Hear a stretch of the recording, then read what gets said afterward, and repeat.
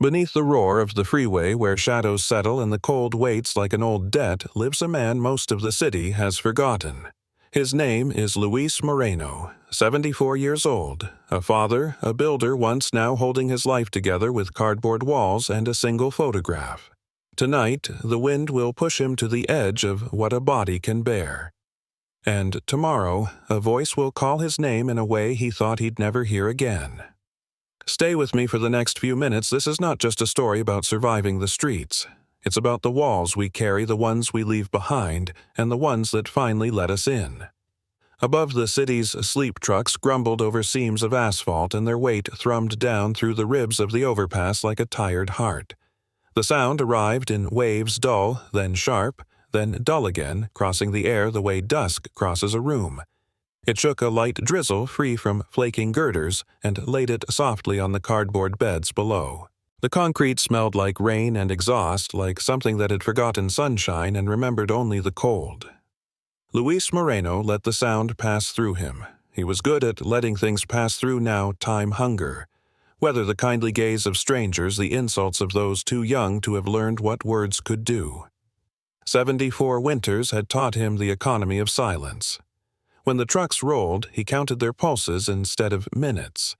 When the night wind came, he laid his hands on his chest and made himself small. When the city forgot his name, he held a name in his mouth anyway, not as a sound, but as a warmth. Anna. Under the overpass, the ground was a patchwork of lives in retreat. Here, a grocery cart with a broken wheel and a purple ribbon tied to the handle. There, a blanket stiffened by a week of cold and the shape of a person recently removed. There were messages scrawled in marker on damp cardboard declarations and prayers and jokes, everything that could be written without an address.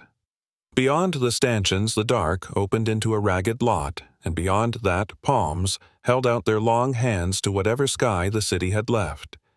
Luis had arranged his corner with deliberate modesty, as if the concrete were a guest room he might one day be ashamed to have occupied. A sheet of cardboard on the ground, another propped against the pillar to cut the wind. A plastic bag with provisions of a kind, a small bottle of water, 2 paper napkins folded into precise quarters, a packet of salt crackers he had promised himself to save for morning. In the old life, the life that now felt like a myth told by a well-meaning relative, he had been a man who built things. Floors had risen under his feet because he put them there. Walls answered to the meeting of his hands, and he had once explained to a little girl kneeling on a carpet with a toy hammer that buildings were like promises kept inch by inch. He eased his weight from heel to heel and felt the protest in his left foot travel up like a rumor. It had been a scratch at first, a small, unremarkable scrape near the heel picked up from a shard of metal no wider than a fingernail. He had cleaned it with water and a corner of a t-shirt, pressed it dry, and told himself it would close. But sugar did its patient work. The skin grew tender, then red, then glazed with a shininess that meant swelling, that meant danger. To walk was to step into a bright, private pain. To stand was to become acquainted with its persistence. He had known men at the work sites who brushed away little hurts like flies only to wake with a fever and something missing. He knew to fear the small door that opened into the room where big things could not be undone. Wind pried at the cardboard on the ground and slipped beneath it, lifting one corner like a page. The night was peeling him open, he thought, like paper. He pressed the board down, then tucked the plastic bag closer to his ribs. It wasn't much weight he could hold all he owned at once and still have a hand free for memory, but it steadied him. He touched the bag as he might touch the railing of a stairwell, a hand on something that said, "here," when everything else said, "not here." The trucks softened into cars, the cars into a smear of distant engines, and with the quiet came a new sound, the scuff of sneakers. Laughter too loud for this hour, a can clattering over asphalt.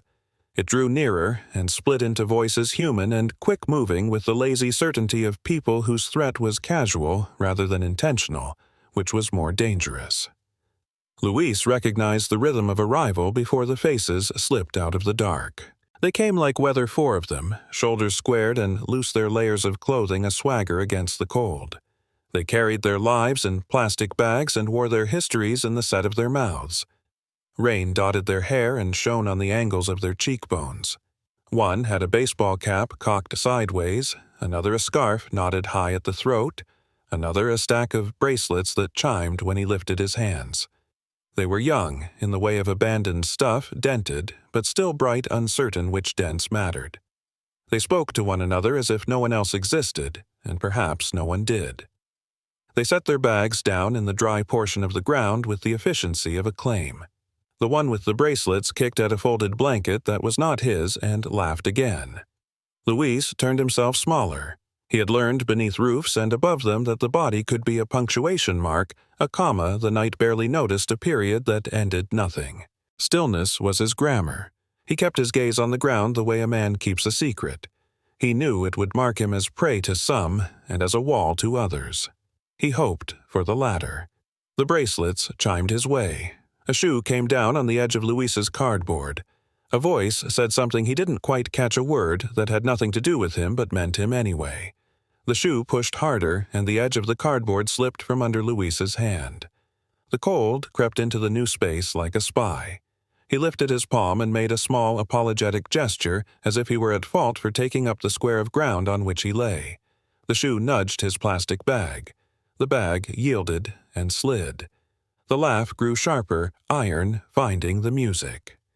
When the shoe nudged again, the plastic bag tipped and outslid the thing that among all things was not to be nudged, an old photograph in a cloudy sleeve.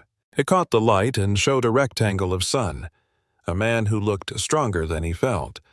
Now a woman whose smile held a cup of coffee and a future and a child in a red skirt. One knee, scabbed hands lifted to show a paper crown. The sleeve fell flipped and was taken by the wind's small hand toward a puddle that had collected beneath the drooling seam of the overpass. The sound that came out of Luis wasn't a word. It was the sound of a promise called back to the door. He gathered himself and reached, and the reach tugged a line of pain from his foot up behind his knee and into the small of his back. He slid forward anyway, the cardboard complaining the ground wet and laced with grit that pressed through his pants. Rain softened by the girders pattered his neck. He reached again, fingertips almost there, and the sleeve skated another inch, the water offering it a reflective mercy that looked like the sky. One of the boys clucked like a spectator at a game. Another, out of either kindness or boredom, tapped the edge of the photograph with his shoe, angling it closer, but the angle made a wake, and the wake spun the sleeve half under. The paper within took on the color of city water, the color of yesterday's clouds, and today's sorrow. Luis went farther palms now in the cold slick, the bones of his wrists announcing themselves to the night. The pain in his heel sharpened until it was almost a clean thing, and clean things could be born. He closed his fingers over the plastic sleeve. The water pressed back as if trying to keep it. He drew it slowly, carefully, just above the surface and laid it on the dry portion of the cardboard. The inked faces swam, but did not dissolve, as if the years had trained them for this rescue. He breathed. He could taste metal at the back of his throat, the shape of the city that had become his home, not the good taste of a skillet on a Sunday, or the steam from a kettle, but the taste of bolts and rails and money he would never hold. He pressed the sleeve flat with the heel of his hand, the way you smooth a wrinkled shirt for church. Then he lifted it and slipped it against his heart beneath the jacket, which was not a good jacket, but was his. The boys had grown bored. Their voices wandered to other subjects, who owed whom, who had promised what, where the better blankets were rumored to be. One of them gathered up Luis's cardboard with his toe and dragged it afoot. The cold came roaring in like an animal that had found a gate. Luis made his voice small and said not to them, but to the night, "Forgive, forgive, forgive." The word was not a prayer so much as a rhythm to breathe by. They moved him without touching him, as certain winds do to small boats. He found himself nearer the open edge of the underpass, where the breeze was a blade and the rain a more exacting guest. He understood the lesson territory belonged to those who could stay angry longer. His anger, which had once been large enough to lift beams, had been spent on better things. He let it pass through. He accepted the smaller square of ground as he had accepted other diminutions as a tax paid to life for the privilege of continuing. His foot burned. He pressed it lightly with the flat of his hand and felt a heat that did not belong to the weather. The skin was tight and glossy, and when he flexed his toes, a tingling rolled over them like early frost. He thought of the clinic where he had once waited for 4 hours to be told he should come back another day with proof. Proof had become a slippery idea, as if the only proof that counted was the kind printed on paper with edges that cut. He had proof of other sorts. A daughter's laugh memorized into the bones of his ears, the measure of a 2x4 still accurate in his palms, the taste of cumin in a pot of beans, destining a kitchen for Grace. But such proof satisfied no one with an office. The rain slackened to a whisper. The night resumed its instruction. Luis listened. He listened for danger and for mercy, knowing that the two sometimes shared an entrance. He listened for the voice that did not come and for the footfall that always did. Nearby, a shopping cart sighed as it settled. A cat, fast and private, negotiated the fence. Somewhere beyond the lot, a radio played a song about a woman who left and a road that never ended.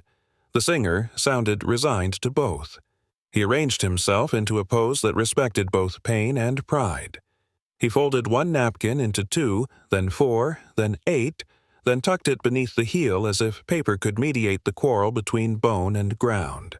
He knew it would soon be wicked with damp, but there was dignity in the attempt.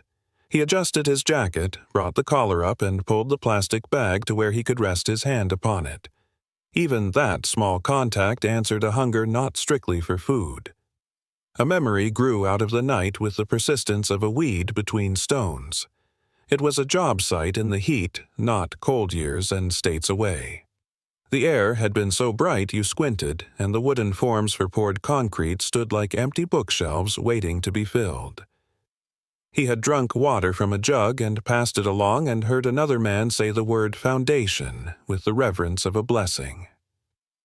He had thought then of the little apartment they were renting, and how if he kept showing up one day the rental would become a mortgage, and the mortgage a deed, and the deed a way of telling a child, "This is where we stand." The child had stood there in the apartment kitchen while her mother sliced oranges with a knife that had a nick near the handle.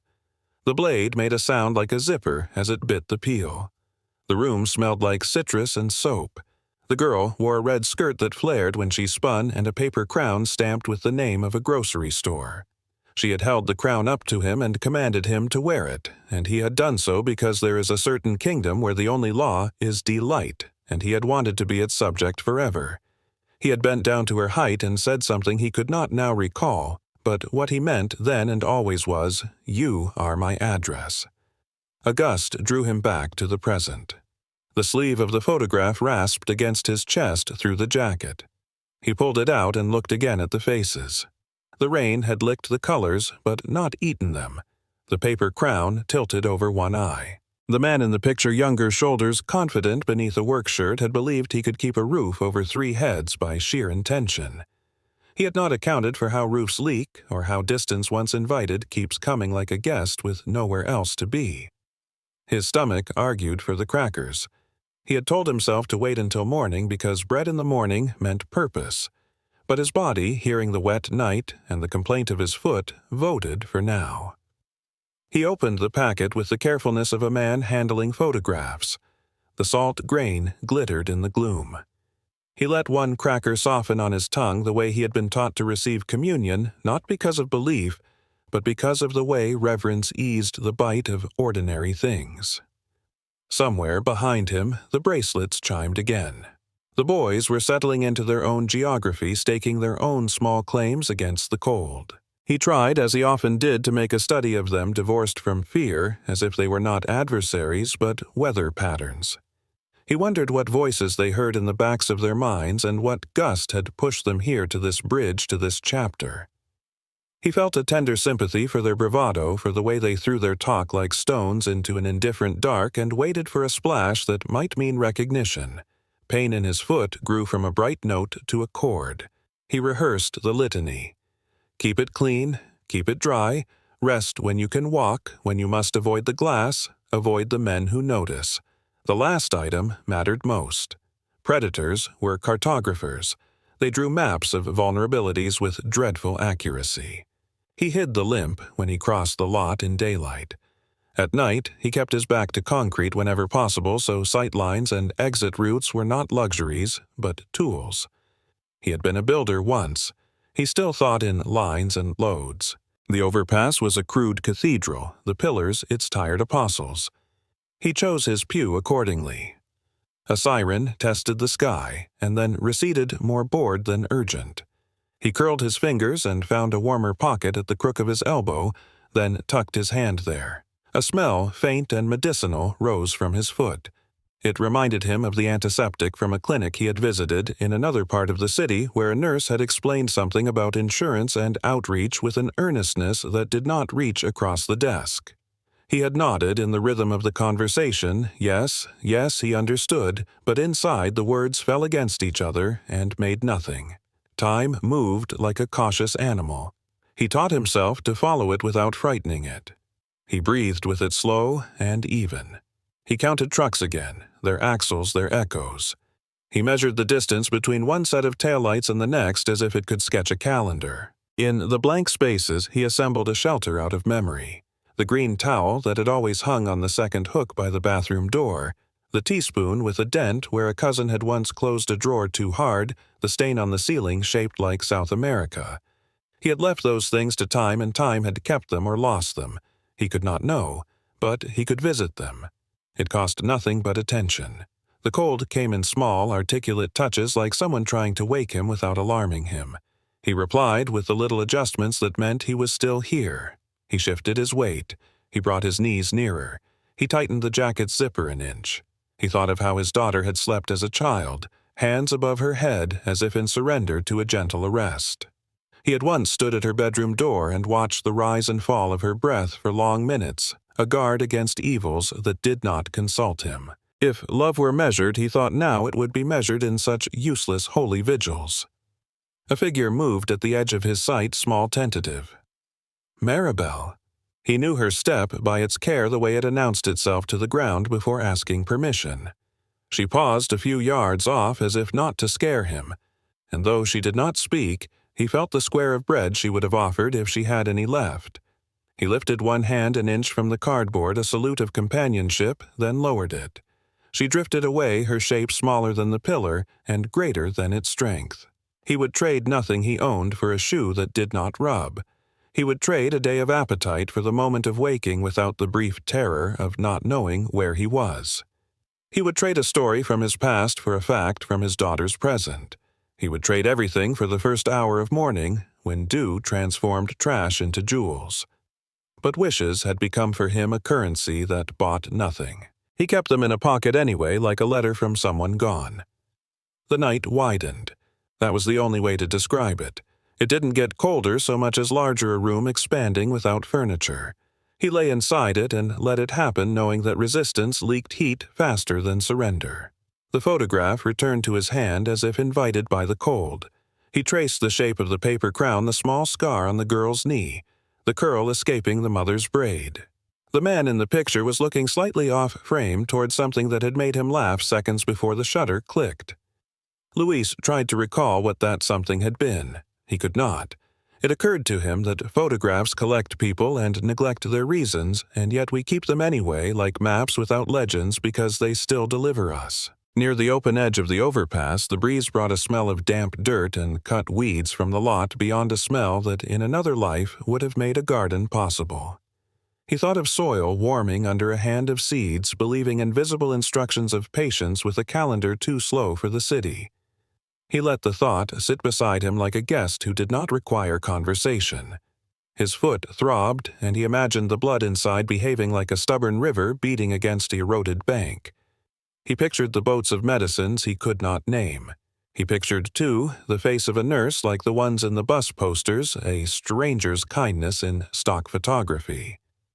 He smiled at the absurdity and the ache of it, and the smile made him feel for a moment almost mischievous, like a boy planning a good thing.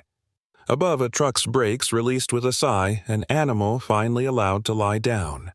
The highway hummed its lullaby of engines and departures. Luis folded the empty cracker wrapper into a small square, then another, and tucked it away. He drew the cardboard in as far as the night would allow. He lay on his side, the photograph against his chest, the napkin struggling to be a pillow beneath his heel. He rested his cheek on his arm, and in the hollow between bone and ground there was miraculously a measure of gentleness.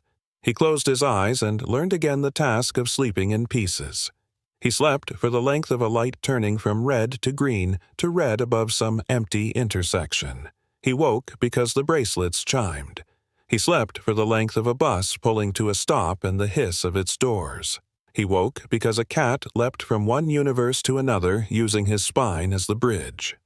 He slept for the longest minute of the night, the one in which a man can believe he is elsewhere, and woke because his foot asked him to be honest. The last time he closed his eyes, he imagined a door. Not the heavy door of the apartment with the chain lock and the stubborn hinge, not the metal door of a clinic or the glass door of an office where proof is stored. A simple door, painted a color that looked like early fruit. Behind it a room with a square of sun on the floor and a cup of coffee left unattended on a table, as if someone had just stepped out to fetch the mail.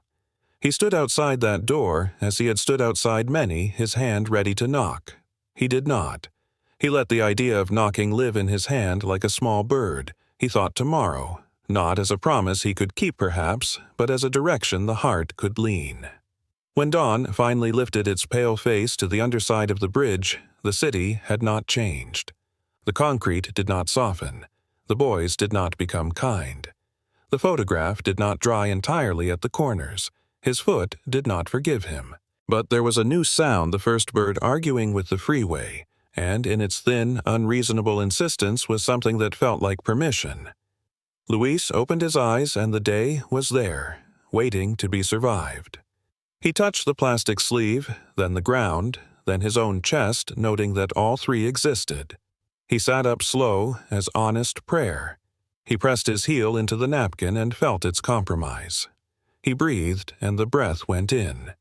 Above him, tires hissed through a shallow pool and left it undisturbed, which seemed impossible and therefore good. From the pocket of his jacket he took a single word and held it where words are kept when they are too dear for speaking. It warmed his mouth like tea. He stood favoring the right foot and tested the day with his weight. The city answered with all its usual conditions. He accepted them. He picked up his bag lighter than memory, but heavier than the hour, and because the task of living is mostly the task of continuing, he began to. The city woke slowly, as if reluctant to take responsibility for another day. Light sifted under the overpass in pale ribbons cutting across the sleeping forms like the slats of a half-closed blind. Luis had already been awake for an hour. Sleep was no longer a season he could enter fully. It came as passing weather, a brief drizzle of oblivion, then moved on without apology. The damp in the air had stiffened his joints, and his left foot felt as though someone had tied a hot stone beneath the skin. He pressed it gently, then drew his hand back at the throb it returned. Hunger arrived next. It didn't knock, it simply took up the space beside him, the way the cold did. Hunger had manners of a sort. It reminded him of its presence at regular intervals, allowing him time to acknowledge it, to refuse it, and finally to make terms. The crackers from the night before had been a luxury, an unplanned surrender to weakness, and now there was only the salt taste left in his mouth, a memory that made the emptiness sharper. Cardboard made a brittle complaint as he shifted his weight. The boys from last night were gone, their space littered with cans and the remnants of a meal they had not thought to share. A length of nylon rope, knotted at one end, lay abandoned, a potential tool, though he wasn't sure for what. He tucked it into his bag anyway. The streets taught you to keep things first and find their purpose later. He rose with the deliberate care of someone negotiating a contract with his own body. The first step on his left foot was a warning. The second was a negotiation. By the third, he had found the shallow rhythm that would carry him forward. He left the overpass and entered the city's unpolished morning dumpsters, yawning open alleys slick with something between water and oil, the scent of day-old bread curling from the side doors of bakeries not yet open for business. Collecting cans was an exercise in humility and precision. You had to see what others stepped over, reach into what others turned away from, and do it all quickly enough to avoid attention from those who claimed certain territories as their own. Luis moved from bin to bin, eyes scanning the edges for the glint of aluminum, the dented promise of 5 cents each. A pigeon startled from a ledge above him, its wings shaking loose a dust that sparkled briefly before sinking into the air's gray. He found a soda can still wearing its beads of condensation. The thought of the liquid inside tempted him, but the risk of whatever else might have found its way into the can was too great. He emptied it against the curb, listening to the fizz like an old friend telling a story that no longer made sense. 3 more cans joined the first in the bag, their weight almost nothing, yet not nothing. By the time he reached the corner near the old bus depot, the ache in his foot had spread up his calf in a dull, patient tide. He sat on the low wall just for a moment to rest. That was when she appeared, Maribel. Her walk was slow but steady. Her frame wrapped in a coat the color of weathered brick. She carried a plastic grocery sack that whispered with each step. When she saw him, her mouth pulled into a smile that was more invitation than greeting. From the bag she drew a half loaf of bread, its end already hardened but still good enough for the hungry. She broke it in half and handed him a piece without ceremony. Luis took it with both hands, a small bow of thanks bending his shoulders. They ate without words, the bread softening slowly against their tongues, each bite both easing and sharpening the need for more. Maribel's eyes held the kind of knowing that came from years of weathering the same storms. Between bites, she spoke not in the way of conversation, but as if continuing a thought she had been carrying all morning. She told him about her son Mateo, who had been taken into foster care when she could no longer keep a roof over his head. She had searched for him for nearly a decade, following rumors and half-truths, each one ending in a door that would not open. Luis listened, the bread in his hand growing lighter. Her story felt like a mirror held up at a slight angle. Different details, same fracture. When she paused, he told her Anna's name quietly, as if saying it too loudly might alert the wind to steal it.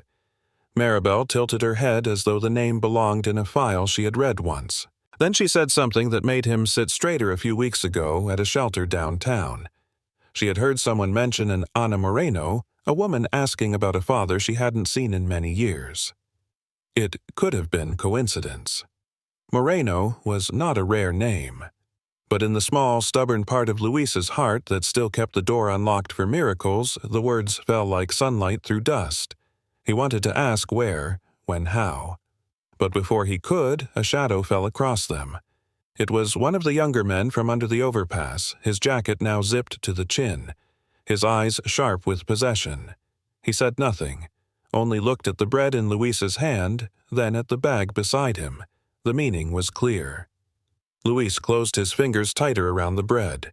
The young man's gaze lingered a moment longer before he turned away, but the message was delivered. The overpass had rules, and Luis had already been pushed to its edges. By the time Luis returned, the day had climbed to its gray peak. The boys were waiting, not all but enough to matter. One of them held his blanket, the thin brown one he used to wrap his feet at night. He dangled it from 2 fingers like a dead thing. Another held out an open palm as if offering a trade that was no trade at all. Luis said nothing. Silence had served him better than bargains. But when they walked away, the blanket went with them. That night, the cold was not a visitor, it was a landlord. It came in through the thinness of his jacket, through the cardboard that no longer seemed to know its purpose. Without the blanket, the ache in his foot became a throb, then a pulse, then a steady drumbeat of pain that made the hours longer. He tried to distract himself by studying the photograph again, but even the familiar faces could not pull him entirely from the sharp present. Hunger returned before sleep. He thought of the bread, of Maribel's voice when she had said Anna's name. He thought, too, of the possibility that this was just another cruel trick of coincidence. But the thought did not stop the quiet ember of hope from burning. He closed his eyes and saw Anna at 6 years old, her hair caught in 2 uneven braids, running across a construction site to bring him a cup of water. She had been fearless then, trusting the world to make space for her. He wondered if she still trusted anything. The overpass above him groaned under the weight of another truck. He imagined it carrying someone toward someone else, toward a reunion, a promise kept. In the cold shadow beneath, Luis kept the ember alive, small but steady against the hunger and the dark. The cold began before the sun left. It crept in with the afternoon wind, a sly current curling around the base of the pillars, weaving between the sleeping bags and folded tarps as if inspecting its territory. By the time dusk arrived, the air had the brittle edge of something that would not negotiate. Luis felt it in his fingers. First stiffness settling into the knuckles, the ache that made even the simple act of holding the photograph a test. Clouds rolled low over the city, swollen with the promise they would keep. The light thinned into a gray that made everything look already frozen. People moved with the urgency of the creatures that knew what was coming, a night too sharp for lingering. Under the overpass, some staked claims to the driest corners, others layered cardboard with the precision of soldiers laying sandbags. The boys, now joined by two more, laughed too loudly at something on a phone's cracked screen. Their voices had the same restless quality as the wind, neither warm nor safe. Luis had managed to find a strip of cardboard not yet claimed, but without his blanket it was like sleeping in a coat made of paper. He folded his legs close, tucking his left foot under the right calf to keep it from touching the air. The heat in it was wrong, a fever heat that pushed back against the cold, throbbing in steady accusation. When he brushed the heel with his fingers, the skin was tight and swollen, and the ache rolled up his leg in waves. Hunger added its own weight. The bread from Maribel was gone. The crackers were a memory. He drank a sip of water and let it sit in his mouth before swallowing, trying to trick his body into thinking it had been fed. The trick failed. His stomach growled in the quiet between passing trucks. Night fell like a heavy lid. The temperature dropped faster now, and the cold seemed to have an intelligence. It sought out the seams in clothing, the gaps in posture. Each gust was a hand finding a new way to press him smaller. Luis shifted onto his side, but the pain in his foot was a live wire now sparking each time he moved. He tried to breathe past it to remember the steady rhythms of work from years ago, swing step, lift place. But the rhythm dissolved into shallow gasps. The first tremor came just after midnight. It began in his hands, then traveled through his arms, a shiver so deep it felt as though it was trying to shake something loose from inside him. His vision blurred. The underpass tilted and he had to grip the cardboard to keep from sliding into the dark. A dull buzzing filled his ears.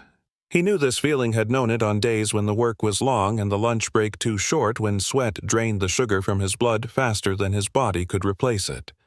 Hunger had become danger. He fumbled for the plastic bag, hoping for anything, bread crust, a forgotten packet of sugar from a diner months ago, but found only the rope, the photograph, the folded napkins. His hand lingered on the photograph, but the tremor made it difficult to hold steady. He pulled it out anyway, pressing it flat against his chest. If the night intended to take him, it would have to take this too. The cold thickened. It pressed into him like water filling a mold. The trembling spread until it felt like every bone was knocking against its neighbor. He curled tighter, the photograph warming slightly under the cage of his hands. In the blur of his vision, the faces seemed to move. The man leaning closer, the woman's mouth opening as if to speak, the child in the red skirt running forward, crown tilting arms wide. Luis let the image pull him. He was standing again at the construction site, and the sun hot on his neck. Anna weaving between the beams with the balance of a bird on air. She was carrying something in both hands, a tin cup of water, rippling as she ran. He bent to meet her, taking the cup with one hand and steadying her crown with the other. She laughed, a sound like a small river hitting stones. The vision broke. The crown was gone. The cup was gone. Only the cold remained heavier now, pressing into his chest. His breath came shallow, the air feeling too thin. Somewhere faintly he heard footsteps, not the careless shuffle of the boys, but slower, measured. A shadow knelt beside him. Maribel's face swam into focus. Her mouth moved, but the words were muffled by the buzzing in his ears. She touched his shoulder lightly, then pressed something warm into his hands, a piece of bread wrapped in napkin. He tried to speak, but the cold stole the words. She stood, quickly gesturing into the dark beyond the overpass. Another set of footsteps approached, firmer, faster. A man in a heavy jacket crouched down. "Easy, amigo," he said, the Spanish uncertain but kind. His hands were sure as he lifted Luis, one arm under the back, the other beneath the knees. The movement sent pain shooting from Luis's heel to his hip, but it also sent a small surge of heat through him. The stranger smelled faintly of soap and something metallic, tools maybe, or the inside of a van. They moved toward a vehicle parked at the edge of the lot. Its interior light blinked on as the door opened, and the sudden glow made Luis close his eyes. A blanket, real thick, smelling faintly of detergent, was wrapped around him. The stranger, whose name he would later learn was David, spoke softly as he started the engine. The heater groaned to life and the air began to change shape from knife to breath. The ride was a blur of streetlights and brief warmth. Luis felt the vibration of the road, under the seat the gentle sway as the van turned corners.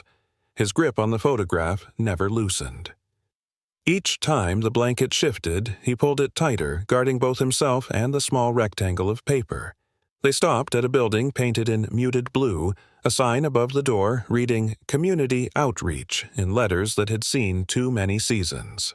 Inside, the air smelled of soup and coffee, the light a soft yellow. Voices moved in the background low, unhurried. Luis was guided to a chair near a heater, the blanket still around him. Someone placed a bowl of soup in front of him, steam curling upward like a quiet invitation. He held the spoon awkwardly at first, his fingers still stiff from the cold. The first mouthful was almost too hot, but the salt and warmth filled him in a way that felt like being remembered. He ate slowly, as if not to frighten the food away. David sat nearby, speaking now and then to Maribel, who had followed them in. Luis caught fragments, words like "foot clinic tonight." He looked down at his left foot hidden under the blanket and felt the dull throb still there but muted by the warmth.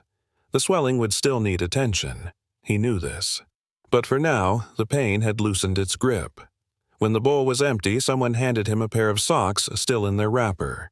White, thick, with the faint smell of factory cotton. He turned them over in his hands, the softness almost foreign. Sliding them on felt like putting on a small layer of memory, Anna's red scarf, the one she had insisted he wear one winter morning, even though the day was warm. He could see her face, then tilted up toward him, serious in the way only children can be when giving care. For the first time in many nights, Luis let his shoulders settle back. The heater's hum filled the space where hunger and cold had been. Outside, the wind still prowled the streets, but here in this small room it was only a rumor. He kept the photograph close under the blanket, but he no longer held it as a shield. Tonight, it was simply a part of him, like the socks on his feet, the soup in his stomach, the names in his chest. He would walk again into the cold, he knew that, but for now, he was inside the light. Morning came not as a bright arrival, but as a slow unmasking of the room. The light that slipped through the blinds at the community center was thin, filtered by the winter sky, and it painted the walls in shades of pale ivory. Luis stirred on the cot, the blanket still over his shoulders. For a moment he lay still, letting his mind believe it was waking in some other time, some other place, a small apartment with a warm kitchen and the scent of coffee in the air. But then the hum of the heater, the distant clink of dishes, and the soft shuffle of other footsteps folded the truth back around him. The socks on his feet were still new, their fibers unbroken by the grit of the street. They were a kind of shield, almost ceremonial in their smallness, and he flexed his toes inside them as if to confirm they were real. The ache in his left foot was dulled now, a tired drumbeat rather than a sharp blade, though he could feel the swelling still there, stubborn as the memory of cold. David appeared in the doorway, his jacket unzipped, a clipboard in one hand. He offered a nod that was more habit than greeting, but his eyes softened when they landed on Luis. "Morning," he said, his Spanish still unsure, the syllables careful like stones placed in a shallow stream. Luis nodded back, saying nothing, but his gaze followed David as he crossed the room to a desk stacked with papers and a flickering computer screen. The morning at the shelter was a choreography of quiet work volunteers moving between tables, bowls of oatmeal ladled out with steam curling into the air. Someone stacking folded towels into a neat tower. Maribel sat at a corner table, a scarf looped loosely around her neck, her hands wrapped around a mug. She looked up when Luis passed and tilted her head in a way that said she had saved a place for him. He joined her, and for a few minutes they sat without speaking, letting the warmth of the mugs rest against their palms. The oatmeal was plain, but filling its heat, reaching into the spaces the cold had claimed. Luis ate slowly, the motion unhurried, as though each spoonful might carry the day a little farther. It was David who broke the stillness. He approached the table with the clipboard, glancing at the notes before looking at Luis. "You told Maribel yesterday, Ana Moreno." The name hung in the air between them. Luis felt his chest tighten, a reflex older than thought. He inclined his head once slow, as if agreeing to something more than a question. David pulled a chair and sat down, his posture leaning forward just enough to show this was not casual. "There's a record from another shelter. Someone with that name asking about a father she hasn't seen in many years. No other details. Could be anyone. But—" he let the unfinished sentence rest there, an offering. Luis's first instinct was to shrink from it. Hope was a dangerous currency. It inflated quickly and collapsed without warning. He had seen men waste away chasing shadows that turned out to be their own. And yet the word father had a gravity he could not ignore. He set the spoon down the oatmeal, cooling. In his mind, Anna's face shifted through years, child-teenager, a woman he could only imagine. Each version blurred at the edges, unfinished because time had stolen the chance to update the image. What if the real face bore no resemblance to the ones he carried? What if the voice was unfamiliar, the eyes unrecognizing? The fear was sharp enough to make his breath catch. David seemed to read something in his hesitation. "We can reach out, just to ask." "No promises," he said. The tone was careful, built for someone who had learned to mistrust promises. Luis glanced at Maribel. Her gaze was steady without push, but there was something in it, a quiet urging that came from knowing the weight of an unanswered question. He looked back at David and gave a single nod. The hours that followed were long in the way only waiting can be. Luis stayed near the table, his hands folded over the photograph in his pocket, the paper edges soft from years of guarding. Each time the door opened, he glanced up, heart stuttering at the possibility. Outside, the wind rattled the bare branches against the windows, and the sky deepened toward afternoon. Near dusk, the shelter prepared for the evening meal. Volunteers set up tables outside for those who preferred not to come in, laying out trays of bread, steaming pots of stew, stacks of paper cups for coffee.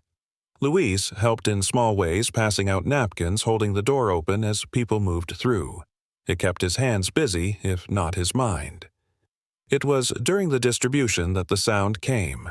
Not the familiar chatter of the line, not the shuffle of feet, or the clang of the serving spoons. This was a single voice lifted above the rest, calling a word in Spanish. "Papa," the air around him shifted. The words seemed to arrive from both far away and directly at his ear. He turned, scanning the crowd. A woman stood a few yards off, her coat buttoned to the throat, a knit cap pulled low over dark hair. The eyes, he knew them before he knew her. For a moment, the years folded like paper, and the girl in the red skirt was there, running toward him. But this was no child. This was a woman, her face lined in ways the photograph could never have predicted. Her breath caught as she closed the distance, and then she was in front of him, close enough for him to see the faint scar on her knee, just where it had been all those years ago. He wanted to speak, but the words sat like stones in his throat. She reached for him, her gloved hands hesitating for a heartbeat before resting on his shoulders. "It's me," she said, the English smooth, but the accent holding traces of home. Luis felt the photograph still in his pocket, but he didn't need it now. He lifted one hand slow and unsteady and touched the side of her face as if to confirm she was built of warmth and not of memory. The crowd moved around them. The meal service continued, but here in this small circle, time had stopped. The world seemed quieter after the first embrace, as if the noise of the crowd had been placed behind a pane of glass. Luis could feel the press of Anna's coat against his chest, the faint tremor in her shoulders, and beneath it all the quick rhythm of a heartbeat that had once fit in the crook of his arm. He had held that rhythm as a father learned it before words, before she had learned to walk. Now, decades later, it returned to him, whole, carrying the weight of all the days they had lost. She pulled back only enough to look at him. In her eyes he saw both the child who had run across dusty construction sites and the woman shaped by years he could not account for. Her face was familiar and strange at once, like a home whose walls had been repainted but still smelled of the same wood. "I've been looking for you," she said softly. The words landed without accusation. They were not a debt collector's demand, but a map unfolded between them. Luis swallowed. He wanted to tell her everything, why he had disappeared, what the streets had taken from him, the 1,000 small failures that had built a wall between them. But the story felt too heavy for this moment. For now, it was enough to stand here with her to know she had found him in a city that had not been kind. They moved to a quieter corner of the shelter yard, away from the line of people waiting for food. The air was sharp with the scent of stew and bread, and behind them the sky had begun its slow fall into evening. Anna told him about her life in the years since foster home's work in a bakery, the move to a small apartment not far from here. She spoke of her mother's passing of nights when she wondered if her father was still alive. Each sentence seemed to knit a thread between them, the distance narrowing stitch by stitch. Luis listened, his hands folded in his lap, the photograph still in his pocket. When she paused, he pulled it out and held it between them. The corners were worn, the colors softened by time, but the three figures were still there, the man, the woman, the little girl in the red skirt with a paper crown. Anna took it carefully, tracing her own small face with a fingertip. She smiled, not the bright, careless smile of a child, but something deeper, edged with memory. "I remember this day," she murmured. "You told me I could be anything I wanted." Luis nodded, his throat thick. "I meant it." They sat for a long while, not needing to fill the air. Around them, the shelter workers packed up tables, the clatter of dishes mingling with the hum of traffic from the street. When the last of the line had been served, David came by, offering Anna a quick nod. He didn't linger, but the glance he gave Luis was one of quiet satisfaction, as if some long-delayed delivery had finally been made. Anna insisted on walking him home, not to the overpass, but to the place she now lived. "It's small," she warned, "but it's warm." Luis hesitated. The overpass had been his shelter for so long that leaving it felt like abandoning a part of himself. Yet the thought of another night on cold concrete with the photograph pressed against his chest as the only barrier to loneliness made the choice easier. They walked slowly through the city, Anna adjusting her pace to match his. The streets were still awake, neon signs buzzing in the early dark shop windows, glowing with merchandise he had long stopped thinking about. At one corner they passed a bakery, and the smell of fresh bread rose into the air. It was the same smell from years ago when she had come to him at lunchtime, a paper bag in her hands. The memory wrapped around him like the blanket from the shelter, not erasing the cold, but warming it. When they reached her building, Anna led him up a narrow stairwell to a modest apartment. Inside, the walls were painted a soft yellow, and a small table stood near the window. A single lamp lit the room in gold. Luis sat carefully in the chair she offered, his eyes moving over the space, its neatness, its simplicity. It was not the home he had once dreamed of building for her, but it was steady, solid, and hers. She made tea in a dented kettle, setting a cup in front of him. The warmth seeped into his fingers, the steam carrying the scent of mint. "You can stay here," she said, not as a request, but as a certainty. Luis looked at her, the child and the woman layered in the same face. "For tonight," he said, but he knew it would be longer. That night, he slept on a couch softened by years of use, the sound of Anna moving quietly in the kitchen a lullaby he had forgotten he needed. He dreamed not of construction sites or the overpass, but of a door painted in the color of early fruit, the one he had imagined long ago. This time the door was open and light spilled onto the street. In the morning, Anna suggested they visit the overpass together just once more. Luis agreed. When they arrived, the place was as he had left it, cold, shadowed the pillars marked with graffiti, and the faint smell of damp cardboard in the air. The boys were there, their faces wary as they watched him. Luis didn't speak to them. Instead, he picked up the worn piece of cardboard that had been his bed, folded it in half, and set it aside. From his jacket pocket he took out a small flashlight. Its casing dented the beam, weak, but still alive. It had been his one constant in the dark, the thing he had used to mark his place in the night. He clicked it on, then off, holding it for a moment in his palm. Then, with a slow finality, he placed it on the ground and stepped away. Anna stood beside him, her hand slipping into his. Together they walked out from under the concrete shadow.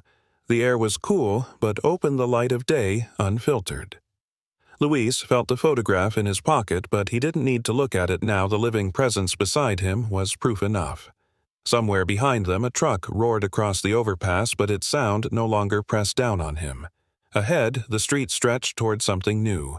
It didn't have four walls, not yet, but it had the promise of a roof made from time, reclaimed from a bond restored.